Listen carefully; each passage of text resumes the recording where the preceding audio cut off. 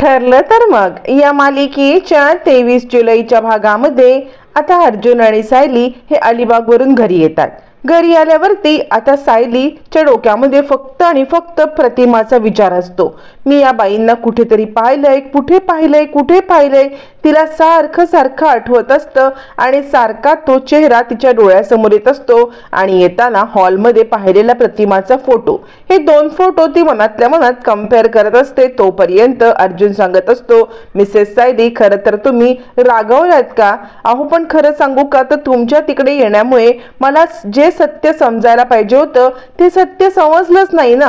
तुम्ही तिकडे आलात त्यामुळे तन्वी काही बोललीच नाही, म्हणजे ती आश्रमाबद्दल खूप काही बोलत होती, भरभरून बोलत होती, पण खुनाबद्दल, खुनाच्या रात्रीबद्दल ती काहीही शब्द बोलायला तयारच नव्हती। म्हणजे तन्वी ना खूपच लबाड आहे। तिला अडकवणं, तिच्याकडून सत्य काढून घेणं हे महाकठीण काम आहे। पण हे काम मी केलं असतं जर आई त्यावेळेला तुम्ही नसता आलात तर सगळं काही सुरळीत झालं असतं। काय करताय तुम्ही? कसला विचार करताय? तन्वीचाच विचार करताय ना? यावरती आता इकडे लगेच सायली म्हणते प्रतिमा। त्यावरती अर्जुन म्हणतो, हो तर प्रतिमा आत्याची मुलगी शोभावी असं तिच्या अंगात काहीच गुण नाहीये, अजिबात नाही। प्रतिमा आत्या किती वेगळी होती, ही तन्वी प्रतिमा आत्याचा एक अंश पण नाहीये। तिला आपल्या आमच्या लहानपणाच्या काहीच गोष्टी लक्षात नाहीयेत, म्हणजे मला सायलीच्या फुलांची ॲलर्जी आहे हे तिच्या लक्षात नाहीये। इतकं कसं कोण माणूस लहानपणीच्या गोष्टी विसरू शकतं? तिला एकही लहानपणीची आठवण आठवत नाही, अजिबात प्रतिमा आत्यासारखी नाही। तोपर्यंत सायली म्हणते, प्रतिमा आत्या। यावरती अर्जुन म्हणतो, काय बोलताय तुम्ही? यावरती सायली म्हणते, सर आपण अलिबागला ज्या वेळेला गेलो होतो ना तेव्हा त्या बाईंना मी वाचवलं बघा।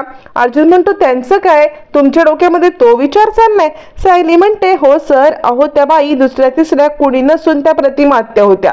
अर्जुन म्हणतो, काय बोलताय मिसेस सायली? यावरती सायली म्हणते, हो त्या बाईने चेहऱ्यावरती ओढणी घेतली होती, तिच्या एका बाजूला चेहऱ्याच्या भाजलेचा मार्क होता, मी पाहिलं ना, त्या 100% प्रतिमा आत्याच होत्या।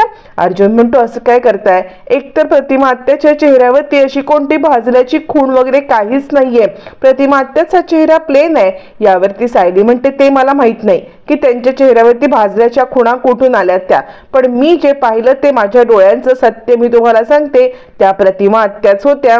आणि मी त्याच्यावरती विचारच करत होते, पण खाली ज्या वेळेला आले त्यावेळेला हॉलमधला मी फोटो पाहिला आणि तेव्हा मला क्लिक झालं की त्या प्रतिमा आत्या आहेत। यावरती अर्जुन म्हणतो, तुम्ही नको तो काहीतरी विचार करताय। एक गोष्ट लक्षात घ्या, ज्या बाईचं आपण फ्युनरल केलेलं आहे ती बाई जिवंत असणं कसं शक्य आहे? सायली म्हणते, कसं शक्य? काय शक्य? मला काही माहित नाहीये, पण हे असंच घडलेलं आहे। मी बराच वेळ तोच विचार करत होते। अर्जुन म्हणतो, अच्छा, म्हणजे तुमच्या डोक्यामध्ये आता ह्या नको ते विचार चालल्यात? हे बघा, तुम्ही खूपच विचित्र विचार करताय, असं काही असणं शक्यच नाहीये। प्रतिमा आत्या ती असणं शक्यच नाहीये। मुळात प्रतिमा आत्याच्या चेहऱ्यावरती कोणतंही निशाण नाहीये, अशी ओढणी वगैरे ती घेत नाहीये। आणि प्रतिमा आत्या जर असेल तर ती येणार का नाही? ती इकडे का तिकडे का थांबेल अलिबागला? सायली म्हणते, सर मला खरंच माहित नाहीये। यावरती अर्जुन म्हणतो, तुम्ही ना जास्त विचार करताय, त्यामुळे तुम्हाला नको ते काहीतरी वाटतंय, तो विषय सोडून द्या बरं। सारखं तोच विषय काढून स्वतःला त्रास करून घेऊ नका, झोपा, झोपून उठल्यावरती कदाचित तुम्हाला फ्रेश वाटेल। असं म्हणत अर्जुन आता इकडे सायलीला समजवण्याचा प्रयत्न करत असतो, तिला मनवण्याचा प्रयत्न करत असतो, पण सायलीच्या डोक्यातून मात्र आता तो विचार जातच नसतो। अर्जुन म्हणतो, हे बघा, असला कसला हे नाहीये। यावरती आता सायली म्हणते, नाही, आपण अलिबागला जाणं, तुम्ही अलिबागला जाणं, तुमच्या पाठोपाठ मी येणं हा कसला तरी संकेत असू शकतो ना, आणि त्यात प्रतिमा आत्या आपल्याला दिसणं हा काहीतरी संकेत आहे। अर्जुन म्हणतो, संकेत? हा संकेत तुम्हाला का मिळेल? तुम्ही कोण लागता प्रतिमा आत्याच्या? तो संकेत मिळायचा असेल तर तो पूर्णांजीला मिळेल ना, पूर्णांजीला तो संकेत मिळेल, तुम्हाला का? सायली म्हणते, मला नाही माहिती हा संकेत मला का मिळालाय, पण हा संकेत आहे आणि तो मला मिळालाय एवढं नक्की। अर्जुन म्हणतो, तुमचा काहीतरी गैरसमज होतोय, झोपा बरं आता, तुम्हाला संकेत द्यायला प्रतिमा आत्या लागते कोण तुमची? असं म्हणत अर्जुन सायलीला ती गोष्ट डोक्यातून काढून टाक आणि शांतपणे झोप, पुन्हा तो विषय नको असं दटावतो आणि झोपायला सांगतो। सायली झोपते खरी, म्हणजे पडते खरी, पण डोक्यामधून विषय काही जाता जात नसतात. त्या प्रतिमा आत्या होत्या. माझ्या मनाने हा कौल दिलेला आहे. कसला संकेत आहे, मला संकेत का मिळाला अर्जुन सर म्हणतात त्याप्रमाणे हे मला माहित नाहीये, पण हा संकेत होता एवढं मात्र नक्की. असा विचार करत सायलीच्या डोक्यामधून ते प्रतिमाचा चेहरा जाता जातच नसतो. तिला रात्रभर झोप काही येतच नसते. तोपर्यंत इकडे आता रविराज आपल्या एका क्लायंट सोबत काहीतरी मीटिंगचं महत्वाचं बोलत असतात आणि बोलून झाल्यावरती सुमंतांना जेवायला बोलवायला येते. पण रविराजांचं कपाटात काहीतरी काम असतं म्हणून कपाट उघडण्यासाठी तिकडे येतात, पण सुमन त्यांना अडवते आणि चला ना भाऊजी तुम्ही जेवायला चला ना, कारण सुमनला माहिती असतं की हे कपाट उघडलं तर भाऊजींना समजेल की याच्यामधले पैसे आणि दागिने चोरीला गेलेत. आता मात्र सुमन म्हणते भाऊजी आधी जेवायला चला ना, लवकर मी जेवायला गरमागरम वाढते. यावरती रविराज म्हणतात हे बघ सुमन, सध्या तरी मला जेवायला नकोय, माझं थोडंसं काम आहे, मी काम उरकतो आणि येतो ना. सुमन म्हणते भाऊजी ऐका ना, भाऊजी ऐका ना, असं म्हणत बिचारी सुमन रविराजांना अडवण्याचा प्रयत्न करते. पण रविराज काही थांबत नाहीत. ते कबर्ड खोलतात. कबर्ड खोलल्यावरती तिथली महत्वाची फाईल पाहत असताना अचानकपणे त्यांच्या लक्षात येतं की ह्या फाईलच्या बाजूला असलेले प्रतिमाचे जुने दागिने, प्रतिमाच्या आईचे दागिने आणि त्यानंतर काही कॅश ही गायब आहे. रविराजांना धक्काच बसतो आणि आपल्या कपाटामध्ये येऊन कोण अशी कॅश आणि दागिने चोरू शकतो रविराजांना काहीच कळत नाही. ते सुमनला म्हणतात सुमन खूप मोठा प्रॉब्लेम झालाय, तू एक काम कर, चैताली आणि आपला नोकर त्याचबरोबर आपल्या घरातील सगळ्या लोकांना खाली बोलव, मला त्यांच्याशी महत्वाचं बोलायचं आहे. असं म्हटल्यावर ती सुमन म्हणते काय झालं भाऊजी. सुमनला माहिती असतं काय झालंय, पण सुमन आता गडबडते आणि खाली जाऊन सगळ्यांना बोलवते. तोपर्यंत सायलीला काही झोप येत नसते. सायलीच्या डोक्यामधून विचार काही जाता जात नसतात. सतत डोक्यात तोच विचार, म्हणजे ती प्रतिमा आत्याच होती, मी स्वतः पाहिलं, चेहरा भाजला होता, चेहऱ्यावरती ओढणी होती, पण हे अर्जुन सरांना कसं मी म्हणू. अर्जुन सर म्हणतायत पुरावा हवे. पुरावा असायला हे काही कोर्ट आहे का. हा संकेत मिळालाय, या संकेताचा कसला पुरावा देऊ मी अर्जुन सरांना, असा सायली विचार करत असते आणि तिचं मन तिला शांतच बसू देत नसतं. मध्यरात्री अर्जुन झोपल्यावरती सायली उठते आणि पुन्हा एकदा ती मग खाली आपण जो प्रतिमा आत्याचा फोटो पाहिला आहे तो फोटो पाहण्यासाठी आणि नक्की आपल्या मनाला तरी खात्री करून मनाला तरी पुरावा मिळाला पाहिजे तरच आपण अर्जुन सरांना पटवू शकतो असा विचार करत ती मध्यरात्री उठते आणि जिकडे प्रतिमाचा फोटो आहे हॉलमध्ये त्या ठिकाणी निघते. तोपर्यंत सुमनने सगळ्यांना बोलवलेलं असतं. चैताली, बाकी सगळे नोकर आणि नागराज, प्रिया या सगळ्यांना बोलवल्यावरती आता नागराज म्हणतो दादा काय झालंय, म्हणजे सगळ्यांनाच तू अचानकपणे बोलवलंस, काही महत्वाचं बोलायचंय का तुला. यावरती रविराज म्हणतात हो तर मला तुमच्याशी सगळ्यांशी महत्वाचं बोलायचं आहे. असं म्हटल्यावरती नागराज म्हणतो काय झालंय तरी काय. यावरती रविराज म्हणतात माझ्या कपाटाला कोणीतरी हात लावलाय. माझ्या कपाटाला हात लावून तिथून प्रतिमाचे पारंपरिक दागिने, प्रतिमाच्या आईचे अँटिक दागिने, ते दागिने चोरीला गेलेले आहेत. यावरती मग मात्र नागराज म्हणतो काय तुझ्या कपाटातून कसं शक्य आहे. अरे तुझ्या कपाटात कोण हात लावणार, इकडेच बघ की डाव्या उजव्या हाताने ठेवले असशील म्हणून.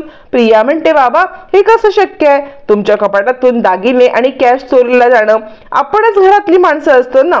यावरती रविराज म्हणतात चैताली आणि त्याच्या नोकराला म्हणतात तुम्ही माझ्या कपाटाजवळ गेला होतात का, इकडे तिकडे कुठे दागिने पडलेले पाहिलेत का. चैताली म्हणते नाही साहेब, मी तुमच्या कपाटाला हात तरी कशाला लावेन. आणि नोकर पण म्हणतो नाही आम्ही तुमच्या रूम मध्ये तुम्ही असतानाच येतो, एरवी आम्ही तुमच्या रूम मध्ये येण्याची शक्यताच नाही ना. असं म्हणत दोघं जण आम्ही काहीच केलेलं नाहीये हे रविराजांना समजावून सांगत असतात. ऍक्च्युली रविराजांना ते पटतं सुद्धा, कारण हे दोघं जण परवानगीशिवाय कोणी असल्याशिवाय तिकडे येतच नाहीत आणि कपाट तोडलेलं नाहीये तर ते प्रॉपर उघडून त्यातून काढलेलं आहे. इकडे प्रियाला लगेच कळतं, चोराला चोराची मूव समजते, त्याचप्रमाणे प्रियाला कळतं की हे सगळं नागराजचंच काम आहे, हे सगळं नागोबानेच केलेलं आहे, म्हणूनच इतका गडबडलाय आणि म्हणूनच इतकी बाजू घेण्याचा प्रयत्न करतोय. त्यावरती मग मात्र प्रिया म्हणते हो ना, म्हणजे आपल्या कपाटात जाण्यासाठी चैताली आणि हे दोघं जात नाहीत काय नागराज काका, बरोबर ना. नागराज म्हणतो हो पण मला काय विचारतेस तू, मला कसं माहिती असणार. यावरती मग मात्र रविराज म्हणतात नाही हे काय माहिती का, बाहेरच्या चोराचं काम नाहीये, हा चोर घरातलाच आहे. यावरती नागराज म्हणतो दादा घरातलं, घरातलं कोण असणार आहे? यावरती रविराज म्हणतो, बघ ना, जर बाहेरचा चोर असता तर त्याने चावीने नसतं ना कपाट खोललं, चावीने खोलून त्याने सगळं दागिने काढले नसते, त्याने कपाट फोडलं असतं. पण हे कपाट चावीने उघडलेलं गेलेलं आहे, म्हणजे कोणीतरी बाहेरचा नाही, घरचाच आहे. मी ताबडतोब पोलिसांनाच बोलवतो, त्याशिवाय सोक्षमोक्ष लागणार नाही. नागराज हादरतो आणि दादा, अरे पोलिसांना कशाला? हा घरचा मॅटर आहे, घरातच सॉल्व्ह होऊन जाईल, पोलिसांची मला नाही वाटत काही गरज आहे. यावरती रविराज म्हणतात, नागराज काय बोलतोयस तू? पोलिसांना बोलवायला नको? अरे खरं तर तू पुढाकार घेऊन पोलिसांना बोलवायला हवं होतंस, तर तूच नाही म्हणतोयस. यावरती प्रिया म्हणते, नाही हो बाबा, ते जराशे भांबावलेत. घरामध्ये इतकी मोठी चोरी झाली, त्यांना कळतच नाहीये कसं रिॲक्ट करावं, म्हणून ते असं बोलतायत. तुम्ही बोलवा बरं पोलिसांना, पोलीस आल्याशिवाय आपल्याला कळणारच नाही ना की नक्की काय झाले ते. असं म्हणत प्रिया रविराजांना पोलिसांना बोलवायला सांगते. रविराज म्हणतात, बरोबर आहे, ताबडतोब मी फोन करतो. सुमन गडबडते, आता जर का हे सगळं खुलं झालं तर यांनी चोरी केले हे भाऊजींना समजणार आणि यांची हक्कलपट्टी होणार, कारण ह्यांनाही माझ्या बोलण्यावरून शेवटची संधी दिली आलेली आहे. त्यामुळे आता मात्र याची हक्कलपट्टी नक्की, असा विचार करत सुमन पण घाबरते. तोपर्यंत रविराज फोन करतात आणि त्याच्या मित्राला सांगतात, हॅलो, मला तुझ्याशी खूप महत्वाचं काम आहे, तू ये बरं इकडे. असं म्हणत रविराज पोलिसांना बोलवतात. तोपर्यंत मध्यरात्री ज्या वेळेला आता इकडे सायली खाली येते तेव्हा प्रतिमाचा फोटो तिकडे असतो. मग सायली प्रतिमाचा फोटो आता तिकडे एका स्टूलवर चढते आणि प्रतिमाचा फोटो काढते. फोटो काढून प्रतिमाचा ती आता स्वतःला सिद्ध करायला लागलेली असते की मी खरंच पाहिलं त्या प्रतिमा आत्या होत्या. फोटो काढून हातामध्ये बरेचसे स्केच पेन आणून ती तो चेहरा सतत आठवते. प्रतिमा ज्या वेळेला लोकांचे आभार मानत होते त्यावेळेचा चेहरा आठवून सायली आता त्याच्यामध्ये चित्र काढायला सुरुवात करते. डोळे बंद करून तो चेहरा सतत आठवत, कुठे भाजल्याचा मार्क होता, कशी ओढणी घेतली होती, हे सगळं सायली अगदी सागर संगीत करते आणि फायनलचा लुक तिला पाहून तिला जबरदस्त धक्काच बसतो. तोपर्यंत इकडे रविराजांनी पोलिसांना फोन करून त्यांची वाट पाहत असतात. थोडा वेळ जातो, पोलीस येतात. आल्यावरती म्हणतात, बोला रविराज किल्लेदार, आम्ही तुमची कशी मदत करू शकतो? इतक्या रात्री अचानक तातडीने तुम्ही आम्हाला बोलवून घेतलं. यावरती रविराज म्हणतात, खरं सांगू का, तर माझ्याच कपाटातून माझ्याच बायकोचे दागिने आणि थोडीफार कॅश ही गहाळ झालेली आहे, चोरीला गेलेली आहे, लूटपाट झालेली आहे, पण फोडाफोडी काहीच नाहीये. प्रॉपर चावी उघडून हे सगळं करण्यात आलंय. त्यामुळे तुमची मदत हवी आहे. काहीही झालं तरी मला ते दागिने खूप प्रेशियस आहेत, ते दागिने मला शोधून द्या, बस, बाकी मला दुसरं काही नको. असं म्हटल्यावरती प्रिया येते आणि खरंच काका, ते माझ्या आईचे अनमोल दागिने होते, ती माझ्या आईची शेवटची आठवण होती, आम्ही ते खूप जपून ठेवले होते. प्लीज तुम्ही ते दागिने आम्हाला शोधून द्या. कॅश नाही सापडली तरी चालेल, पण दागिने आमच्यासाठी अनमोल आहेत. इन्स्पेक्टर साहेब म्हणतात, तुम्ही काही चिंता करू नका, मी लवकरात लवकर दागिने शोधण्याचा प्रयत्न करतो आणि मला तुमच्या सगळ्यांची स्टेटमेंट लागतील. यावरती आता एक रविराज म्हणतात, स्टेटमेंट ना, ज्यांची घ्यायची त्यांची स्टेटमेंट घ्या, माझं सुद्धा स्टेटमेंट घ्या, मी पण तयार आहे सगळ्या चौकशीला समोर जायला, पण फक्त आणि फक्त मला म्हणजे प्रतिमाचे दागिने सापडले पाहिजेत. यावरती पोलीस त्यांची कारवाई सुरू करतात. तोपर्यंत सायलीचं चित्र काढून पूर्ण झालेलं असतं. सायलीने परफेक्ट चित्र काढून त्याच्यावरती आपली ओढणी केलेली असते आणि सायली म्हणते, सर तुम्हाला पुरावा हवा होता ना? हे बघा, पुरावे कोर्टात हवे असले तरी माझ्या मनाला पुरावा सापडलेला आहे. पुरावा सापडलाय की त्या प्रतिमा आत्याच होत्या. कशा भाजल्या, का ओढणी घेतायत, का घरी येत नाहीयेत माहित नाहीये, अलिबागला का गेल्यात माहित नाहीये, पण त्या प्रतिमा आत्या होत्या हे मात्र नक्की, आणि मी तुम्हाला हे सिद्ध करून दाखवणार. इतकासा पुरावा यासाठी खूप आहे. असा विचार करत सायली परफेक्ट स्केच करते, परफेक्ट ओढणी ठेवते आणि आपल्या मनाची खात्री करून घेते. तोपर्यंत इकडे आता पोलिसांची कारवाई सुरू होते. पोलीस सगळ्यांचं स्टेटमेंट घ्यायला लागतात आणि नोकरांपासून ते घरच्यांच्या पर्यंत सगळ्यांचे फिंगरप्रिंट घ्यायला लागतात. पोलीस सांगतात की आम्हाला लवकरात लवकर फिंगरप्रिंट दाखवायचे आहेत, तुम्ही सगळ्यांनी इकडे या फिंगरप्रिंट द्या. असं म्हटल्यावरती आता मात्र इकडे सगळेच गडबडतात. म्हणजे सुमन आणि नागराज या दोघांना माहिती असतं की आता आपलं काही खरं नाही. तोपर्यंत प्रियाला बोलवलं जातं, तन्वी किल्लेदार या, तुमचे फिंगरप्रिंट द्या, सही करा. मग नागराजला बोलवलं जातं, सुमनला बोलवलं जातं, चैताली घरातला नोकर सगळ्यांचे फिंगर घेऊन त्यांचे स्टेटमेंट गेले जातात की त्यावेळेला ते लोक कुठे होते, काय होतं, हे सगळं करून घेतल्यावरती नागराज मात्र आता चांगलाच हादरत असतो. सुमनकडे पाहतो, सुमन त्याच्याकडे पाहते आणि तुम्हाला मी सांगत होते अशा आविर्भावात सुमन त्याला समजवते. तोपर्यंत इकडे पूर्णाजीला आता मात्र धक्काच बसतो आणि पूर्णाजी ओरडायला लागते, लवकर ये कल्पना, लवकर ये. इथला न प्रतिमाचा फोटो गायब झाला. कुठे गेला प्रतिमाचा फोटो? कालपर्यंत प्रतिमाचा फोटो हा इथेच होता. कल्पना म्हणते, पूर्णाई तुम्ही थांबा बरं. यावरती विमलला म्हटलं जातं की साफसफाई करण्यासाठी तू हा फोटो काढलास का? विमल म्हणते, नाही नाही, मी कशाला साफसफाई करायला फोटो काढीन, आणि काढेन तर मी लगेच ठेवेन ना. आता सायली विचार करते, मी काय सांगू की मी हा फोटो काढलाय म्हणून? जर सगळ्यांना मी सांगितलं हा फोटो काढलाय तर उगाचच खूप मोठा गोंधळ होईल. मला सांगायला नकोय, मला काहीच बोलायला नकोय की मी हा फोटो काढला. तोपर्यंत अस्मिता ओरडते, अच्छा म्हणजे चोरी झाली का आपल्या घरात? अर्जुन म्हणतो, अस्मिताई चोरी होईल तर फक्त चोर काय फोटोच नेईल का? काहीही काय तुझं? यावरती कल्पना म्हणते, पूर्णाई तुम्ही शांत व्हा. पूर्णाई म्हणते, कसला संकेत आहे हा? प्रतिमाला काही संकेत द्यायचा आहे का? यावरती प्रताप म्हणतो, थांब आपण शोधूया, तू पॅनिक होऊ नकोस. असं म्हणत पूर्णाजीला सगळे शांत करतात. अर्जुन सायलीला घेऊन वरती येतो. वरती आल्यावरती अर्जुन म्हणतो, हे बहुतेक अश्विन किंवा चैतन्य या दोघांपैकी कोणाचं तरी काम असेल. असं म्हणत अर्जुन ऑफिसला जायला तयार होत असतो. त्यावेळेला तो कबड खोलतो. कबड खोलल्यावरती समोर आलेली गोष्ट बघून अर्जुनला धक्काच बसतो. समोरची गोष्ट असते ती म्हणजे प्रतिमाचा फोटो, त्याच्यावरती काढलेलं स्केच आणि तो सायलीच्या साड्यांच्या मागे लपलेला असतो फोटो. अर्जुन म्हणतो, हा फोटो इकडे? तुम्ही हा फोटो इकडे आणलात? म्हणजे पूर्णाजी खाली फोटो शोधते आणि तुम्ही हा फोटो इकडे आणून ठेवलात? सायली म्हणते, सर मला तुम्हाला तेच सांगायचं आहे. हे बघा मी स्केच काढलंय, या सेम टू सेम बाई तिकडे होत्या, मी स्वतः पाहिलंय ना.